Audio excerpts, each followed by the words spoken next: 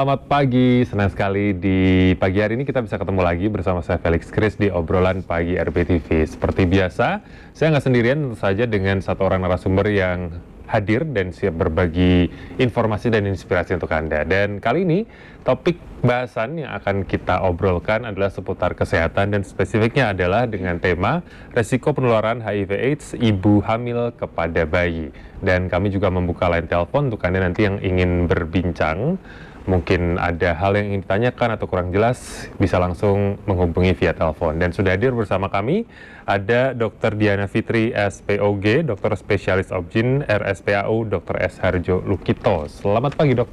Ya, selamat pagi, Mas Feli. Kabar baik? Alhamdulillah, baik. Gimana akhir tahun? Mulai banyak kerjaan atau sama aja, sibuk terus? Banyak kerjaan, 50-50 lah, bisa dibagi waktunya. Bisa dibagi, oke. Dok, hari ini kita ngomongin tentang penularan HIV/AIDS gitu ya pada ibu hamil kepada bayi. Tapi mungkin sebelumnya nih, untuk masyarakat yang selama ini mungkin tahu-tahu aja gitu tentang HIV/AIDS, boleh dijelaskan dulu, HIV/AIDS itu apa sebenarnya? Ya, HIV sendiri kan kepanjangannya dari Human Immunodeficiency, ya, virus ya. Virus yang menyerang kekebalan tubuh. Tentunya kalau kekebalan tubuh diserang, pasti rentan untuk terpapar infeksi. Namanya infeksi oportunistik ya, bisa infeksi bakteri, jamur, virus, dan infeksi parasit. Itu akan menjadi lebih parah di mungkin 10 tahun yang akan datang sejak infeksi virus itu masuk di awal. Gitu. Jadi itu menyerang sel CD4. Sel CD4 sangat penting untuk kita ya, dalam melawan berbagai macam kuman, infeksi, macam-macam. Jadi ketika kita pertama kali terinfeksi itu bisa dibilang kita nggak tahu ya, Dok ya, sampai akhirnya nanti muncul. Iya. Atau sebenarnya bisa dari awal kita cek, kita tahu gitu. Kalau infeksi pada awalnya itu ada gejala seperti orang ini terkena flu. Jadi kan nggak bisa dibedakan ya. Bisa dibedakan kalau ya ada tes HIV itu sendiri. Gejalanya seperti demam, pilek, batuk, ada ruam, diare, kelelahan, gejala seperti umum itu. Itu gejala umum yang nggak kelihatan kan. Tapi kan orang mesti ya nggak, maksudnya nggak terus ingin periksa HIV kan nggak ya? Iya, betul. Biasanya kan taunya kalau ada pengecekan ya, misal ada general check up gitu kan. Kalau orang yang mau dalam persalinan, itu kan ada cek darah rutin, kemudian cek HIV, sifilis, hepatitis baru ketahuan, gitu kan. Jadi taunya pas gitu aja. Kalau dilihat dari kesadaran masyarakat sendiri dok tentang HIV/AIDS ini, sudah cukup masifkah informasi edukasi yang diberikan atau sebenarnya tetap harus selalu kita informasikan gitu? Iya, seperti ini ya.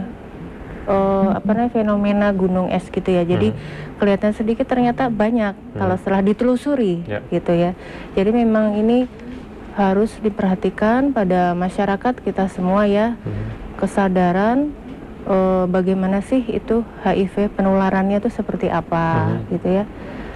Penularan HIV tersendiri itu kan melalui cairan darah, sperma, cairan vagina, atau dari jarum suntik yang dipakai ya, berulang-ulang dengan orang berbeda, mungkin khususnya yang pemakai narkoba.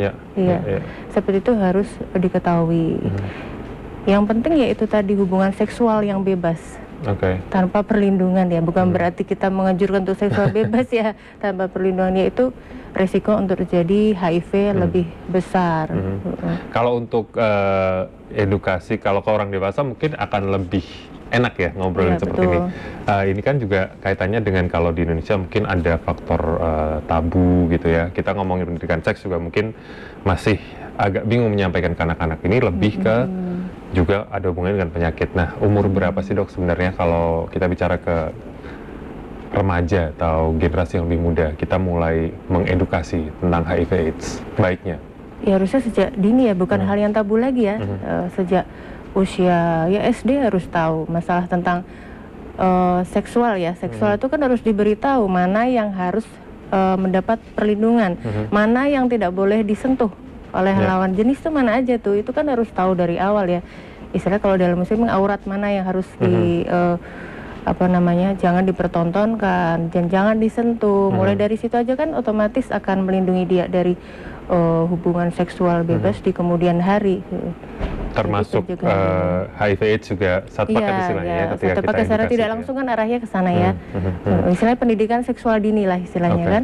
Jadi sedini mungkin gitu ya. Kalau prevalensi untuk penderita di Jogja dulu dok, sebenarnya ada nggak sih angkanya atau kita tahu nggak sih usia berapa misalnya yang paling banyak kena gitu? Rata-rata usia muda-muda ya.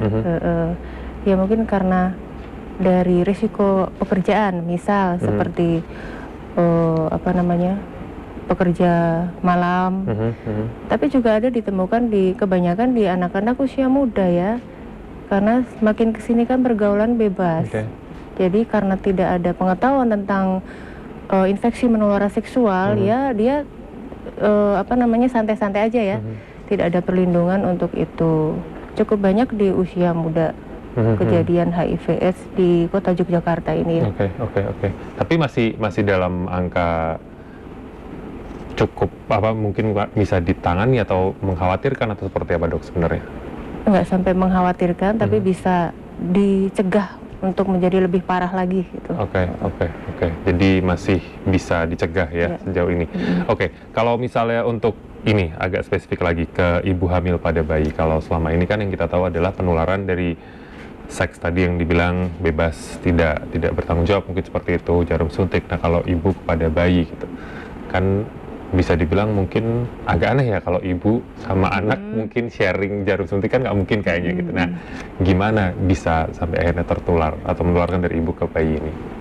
Jadi penularan ibu terhadap bayi yang dikandung itu pertama melalui darah plasenta, darah ari-ari ya.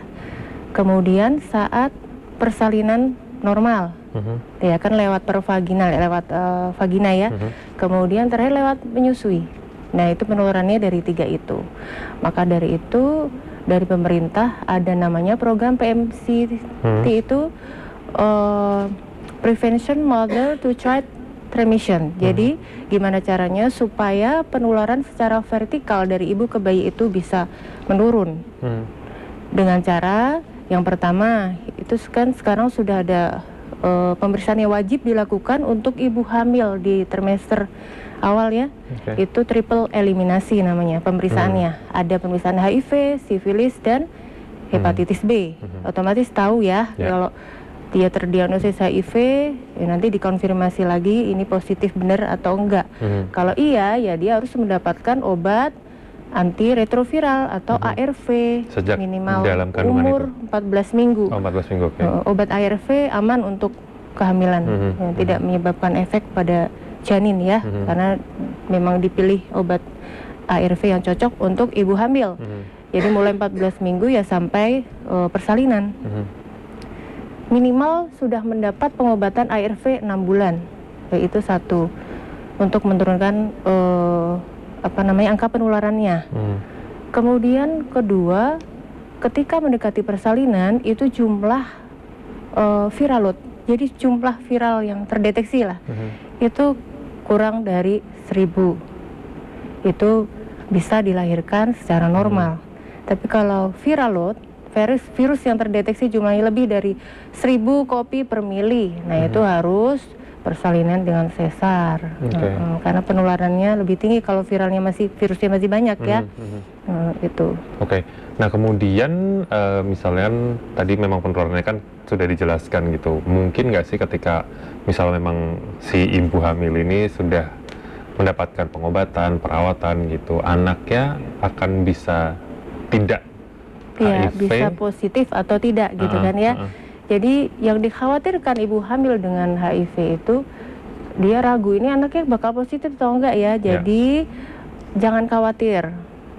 Kebanyakan ibu yang positif anaknya negatif lahirnya. Asal itu tadi asal patuh minum obat antiretroviral ya minimal 6 bulan itu. Kemudian tadi selalu cek viral load itu untuk melihat jumlah virus yang ada di dalam tubuh. Bayi lahir bisa negatif itu, tetap bayi lahir dari ibu yang positif HIV mendapatkan obat Sidofudin biasanya itu sampai 6 minggu. Kemudian nyambung obat cotrimoxazole untuk mencegah infeksi tambahan, infeksi oportunistik.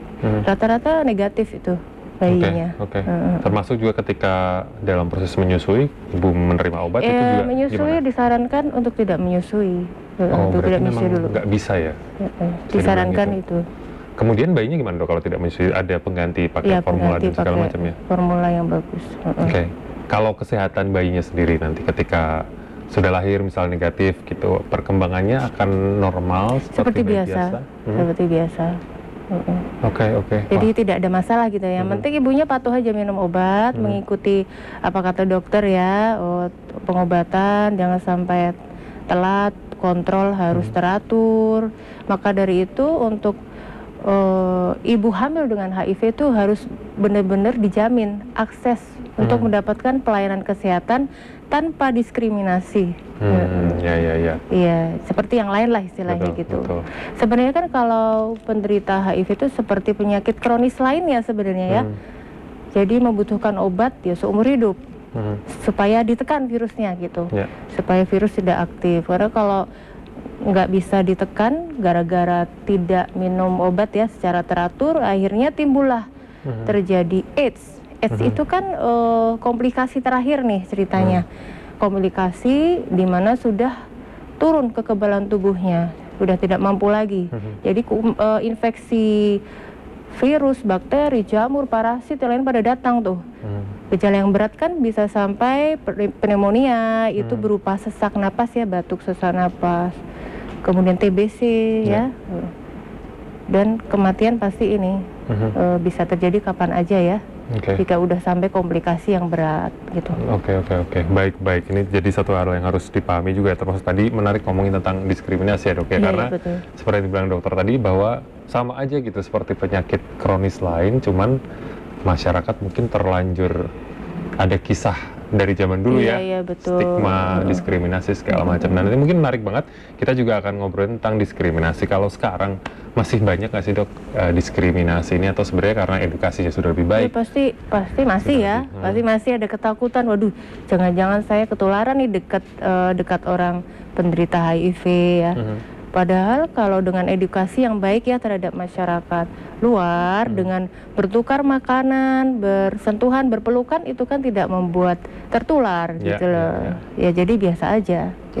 Nanti kita lanjut lagi ngobrolin terutama tentang stigma dari masyarakat dan bagaimana mungkin kita gitu ya, kalau mungkin punya teman atau keluarga yang kebetulan juga HIV, bagaimana kita harus bersikap, apa yang harus kita lakukan. Kita lanjutkan setelah yang satu ini.